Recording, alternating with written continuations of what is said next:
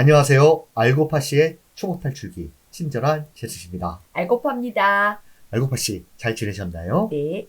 오늘은 금리의 속살보기입니다. 속살 하니까 좀 야할 거라 생각할 수도 있는데요. 절대 야하지 않으니까요. 기대 마시고요. 하나둘 알아보도록 하겠습니다. 먼저 금리라는 것이 중요하기 때문에 사전적 의미를 또 갖고 왔습니다. 언뜻 보시기에 어떤가요? 어, 너무 어려운 말이 많아서 잘 모르겠어요. 그쵸? 용어가 너무 어려워요. 일반 사람이 보기에는 무슨 얘기를 하는 거야?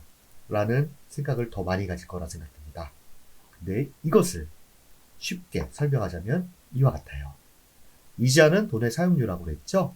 네. 근데 여기서 얘기하는 것은 이 세 가지로 요약할 수 있겠습니다. 이 말도 좀 어려울 거예요. 선뜻 이게 무슨 얘기야?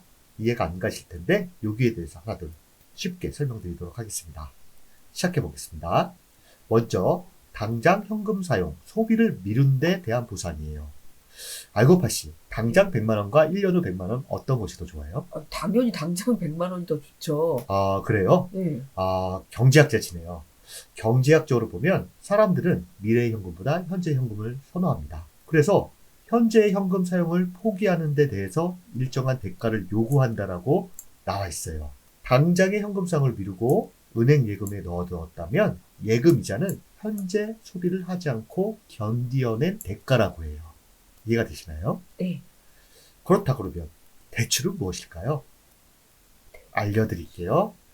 돈이 없는데 빌려서 소비하는 대가예요. 그러니까 대출이자나 신용카드 사용은 미래의 소득이나 어떤 수입을 미리 당겨 쓰는 것이라고 이야기를 해요. 미래에 이만큼의 소득이 있는데 현재 없으니 대출을 받아서 땡겨서 미리 산다. 빌려서 산다. 이것이 대출과 신용카드 사용이라고 할 수 있겠습니다. 그러면 사람들이 고민을 하기 시작해요.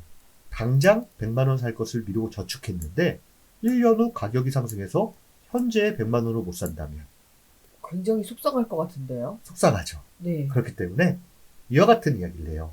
현재 구매력이라는 것은 얼마 주고 뭘 살 수 있다라는 것이거든요. 일정 기간 후에도 유지하기 위해서 최소한 소비할 물품의 가격 상승, 물가 상승은 보상받아야 되겠다고 생각을 하면서 물가 상승에 대한 대가가 이자예요. 이자에는 물가 상승에 대한 대가가 있어야 돼요.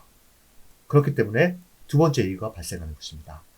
물가 상승 시 돈 가치 하락에 대한 보상, 많이 어려운데요. 이걸 쉽게 설명드리면 만약 예금으로 연 4% 이자를 받았는데 1년 동안 물가가 5% 상승했다면 어떨까요? 이거 오히려 마이너스 아닌가요? 그쵸? 억울하겠죠. 왜 억울하냐? 내가 현재 살 것이 100만 원이었는데 1년 후에는 이자를 합해도 그것을 사지 못한다면 실질적으로 손해가 되겠죠. 네. 이자를 받아서 좋아할 일이 아니라는 이야기예요.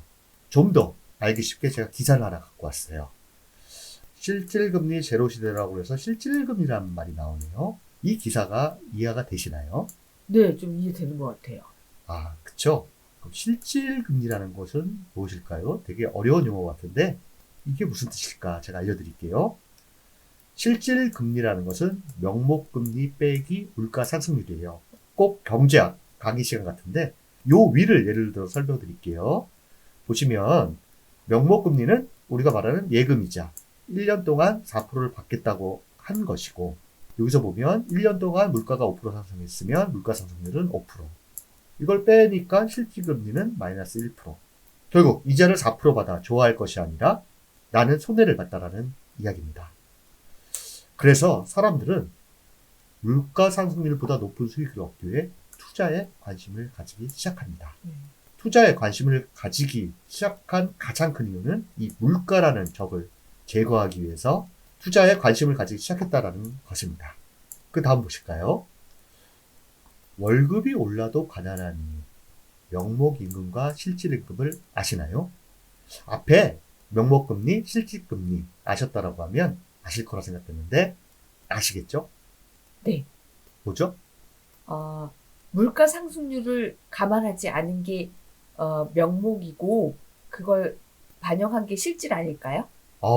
역시 공부한 보람이 있네요. 그런데 이와 같은 설문조사를 한 적이 있어요. 근데 어느 정도만 알고 있었냐 하면요. 32%만 답을 알고 있었어요. 알고 파시는 32% 안에 든 것입니다.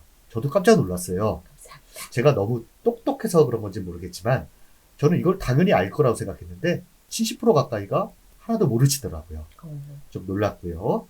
요걸 설명드리자면 이거예요. 실질 임금은 아까 알고 파시가 말한 것처럼 물가 상승 영향을 고려한 거예요. 그러면 알고 파시 월급은 그대로인데 물가가 5% 올랐다면 어떨까요?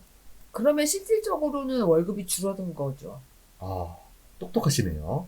알고 파시 이와 같은 상황 느껴보신 적 있죠? 버는 돈은 똑같은데 왜 이리 생활비가 쪼들리지? 아, 네. 만약에 알고 파시 월급은 그대로이고 물가는 계속 상승한다라고 하면 물가로 인해 점점 가난해집니다. 물가로 인해서 점점 가난해지는 그런 세상에 있다라고 할 수 있겠습니다. 무섭죠? 그래서 길거리 지나가다 보면 이런 현수막들이 보여요. 일할수록 마이너스 통장, 실질 임금 인상하라. 이 현수막에 대해서 이해가 되시죠? 네. 나는 물가로 인해 점점 가난해지고 있으니 실질 임금 인상해줘라. 이와 같은 요구를 하는 것입니다. 세 번째는 돈 떼일 위험에 대한 대가가 이자율에 포함이 됩니다. 그래서 왜 이자율이 사람마다 다 다를까라는 것을 알아볼 건데요. 알고 파시, 은행에 빌려주면 예금이에요. 네. 연 5%이고 힘든 친구에게 빌려주면 연 10%의 이자를 받을 수 있는 A군의 고민이 있어요. 은행에 빌려주면 연 5%고 힘든 친구한테 빌려주면 연 10%의 이자를 받는다라는 이 차이가 무엇 때문일까요? 힘든 친구한테는 못 받을 수도 있기 때문에 그런 거 아닐까요? 그쵸. 여기 답이 나와 있는데 돈 뗄 위험에 대한 대가예요. 보시면 은행과 친구가 이자율이 다른 이유는 돈 안 갚을 위험. 친구에게는 또 힘들어요. 돈 뗄 위험에 대한 대가가 추가되기 때문에 이자율이 당연히 높을 수밖에 없습니다. 그렇다면 어디가 이자가 높을까? 한번 찍어보시겠어요? 이자가 높은 것이요? 네. 응. 아르헨티나, 상호저축은행, 소기업, 대기업 은퇴자, 신용대출. 아, 정답입니다. 제가 맞히시라고 다 우측에다가 아, 적어놨습니다. 그러셨구나. 그 이유는 소기업이 삼성전자보다 망할 위험이 좀 더 크겠죠. 그리고 대기업 은퇴자는 소득이 불안정한데 대기업 직원은 고정소득이 계속 나온다라는 점. 그리고 담보가 있고 없고에 따라서 신용대출은 담보가 없기 때문에 돈 뗄 위험이 더 크다라고 보는 것이에요. 그렇기 때문에 이자율이 높을 수밖에 없는 것입니다. 참고로 아르헨티나가 현재 예금금리가 몇 프로인지 아세요?